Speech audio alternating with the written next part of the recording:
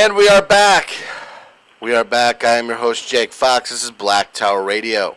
We're broadcasting live on 1040 AM, 92.1 FM, WYSL in Rochester, New York. Also on worldnewsradio.today. That's worldnewsradio.today. And we are joined here today by a regular guest, freelance journalist Kit O'Connell of kitoconnell.com. Go to kitoconnell.com. Check out all of Kit's work. He does fantastic work. Support his Patreon. We need more journalists like Kit out there doing hard-nosed, muckraking work that is just not as available as it should be. So thank you very much, Kit, for coming on the show today. It's always nice to come on here. I always enjoy it. All right, so why don't we get into, lead off here with what's going on at the Texas Legislature. Governor Greg Abbott appears to be trying to force through a bunch of controversial laws, just a whole bunch of stuff taking away people's rights. And we don't like to hear that on Black Tower Radio. So why don't you give us the skinny on what's going down in Texas politics? Absolutely, yeah. I mean, the short version, I'll get into the long version in a sec, but the short version is the Republicans are really going after local control. A lot of the laws they're trying to push through right now are targeting the ability of cities and municipalities and the people of them and their city councils to make local decisions about things. And that's been a whole theme of Texas politics and politics, state politics in general, but especially Texas politics for a few years now. Now, our legislature, it only meets once every 2 years for about 6 months, which is just ridiculous for a state of the size of Texas and the amount of business that they have to accomplish. And so if there's an emergency or if there's something that didn't get finished during the main session, they can call a special session. Everybody comes back. There's sort of relieved rules on passing things to make it easier to pass laws. It's supposed to be for emergency issues if there's a huge natural disaster in Texas and they need to pass a relief bill in the middle of the year. That's what this is for. But what Greg Abbott and his friends, especially in the Senate, did is they orchestrated it so that some essential stuff did not pass during our regular session that started in January. Especially there's a bill that had to pass that unless it passes, Texas will suddenly no longer be able to accredit doctors and nurses. Now, obviously, they're going to pass that, but they made sure it didn't pass, so that they had to call a special session. And now they can use all these extra special rules about quorum and things like that in the special session to try to force through a bunch of other sort of pet projects that actually are not very popular in Texas. They want to force through more restrictions on abortion, even though some of that stuff was just thrown out by the Supreme Court.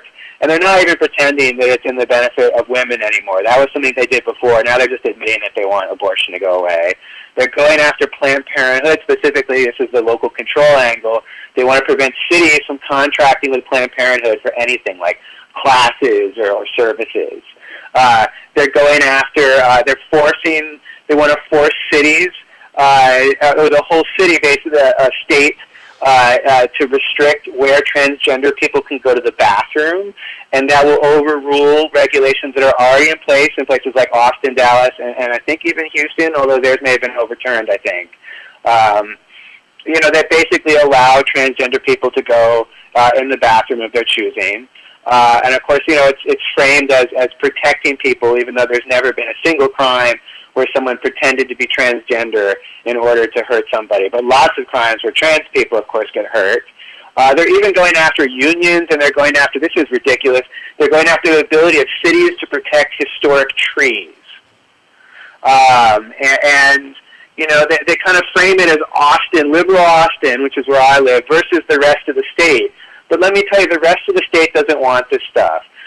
Galveston, which is hardly the most liberal place in the United States by any means, is horrified by the fact that some of their historic trees are going to be at risk of development because of this bill if it passes. This is not stuff that Texas wants, but it's stuff that, of course, that the GOP wants, that the think tanks like ALEC want to force through in states and eventually, of course, in Congress if they can. And it's just appalling stuff that's really inhumane any way you slice it.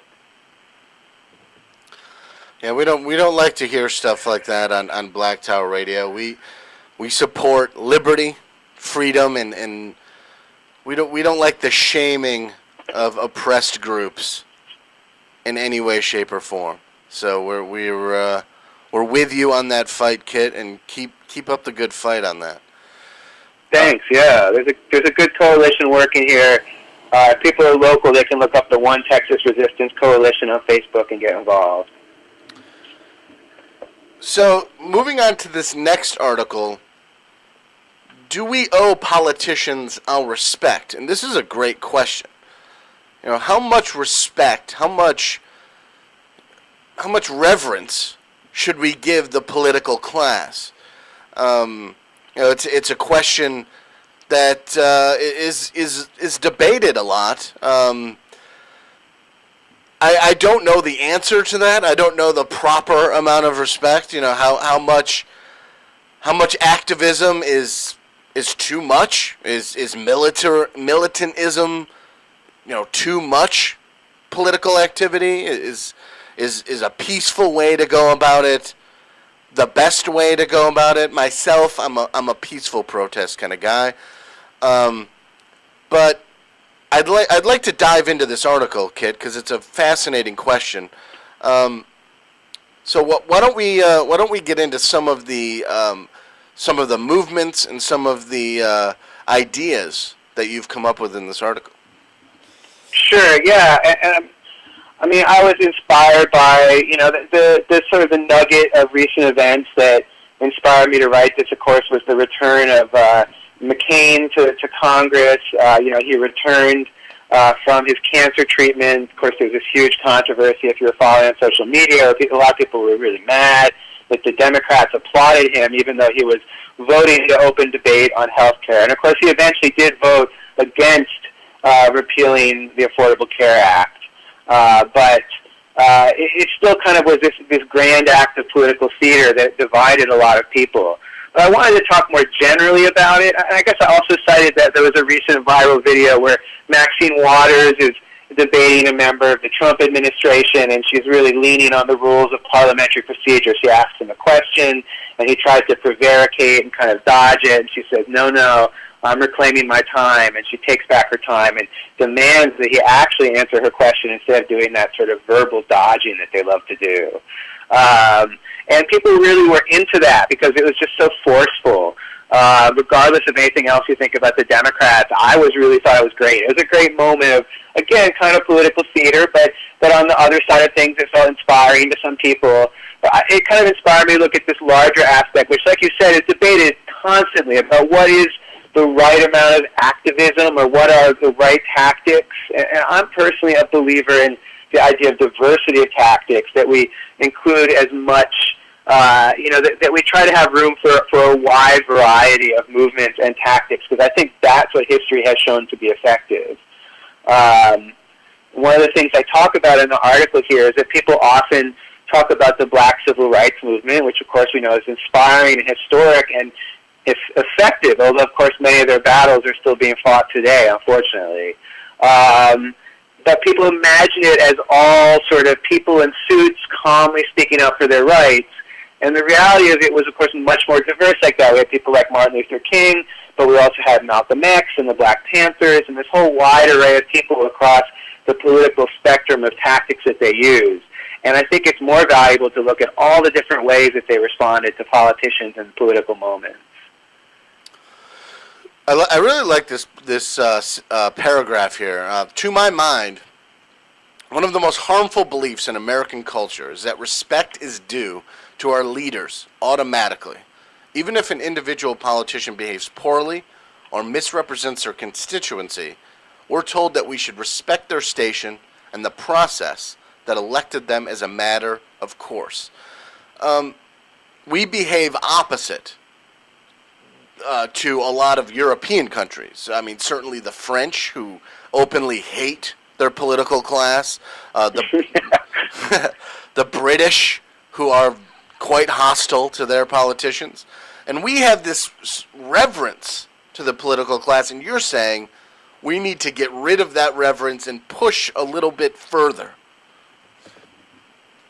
I think so, yeah. And I mean, it's kind of a joke almost that the French, like to take the streets and start setting fire to things at the drop of a hat, And we may or may not want to model, depending on your political views, exactly on that. But, it's regardless of where you stand on whether you're kind of more centrist or much farther to the left like myself, or whether you kind of, like I also do sometimes, kind of reject that spectrum. I think we need to rethink how we look at politicians. They're supposed to, we elect them, and the idea, anyway, of a democracy, of a representative democracy, is that, they represent us. We elect them, and they're supposed to follow what the people want. But, we were just talking about the Texas legislature, and it's like the bathroom bill. Really, nobody seems to want it. Even the oil industry is against the idea of restricting transgender people's rights in Texas. And when the oil industry is against you, what does that say if you're in Texas? And so it's like, but there's still this idea that we have to kind of follow, whether in Congress or Texas or any of these places, sort of the decorum of the office. And I don't think so. I think they owe us. We put them in office, and they owe us their service to us, the people. And when they won't serve us, we need to get up in their faces and demand that they serve us. And that's why I admire groups like Indivisible, and Adapt is a great example recently of people that have been forcefully getting into politicians' offices, into their faces, even visiting outside their homes if it's necessary, to say, look, we demand our rights as humans. And, at the end of the day, I am so much more concerned with the human survival and human justice and our planet, which is hurting so badly, than whether or not somebody yells at a politician.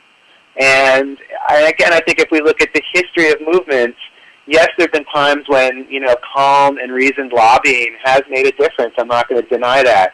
But there's also been times, and one that I cite in my article, of course, is the Stonewall riots, which launched off the modern movement for LGBTQ rights, and that started with a brick thrown at the police. And not that I'm obviously advocating that we all go out right now and throw bricks at the police, but in that moment of history, that was the catalyst that was necessary for people to reclaim their humanity. And so I'm not going to say that they were wrong.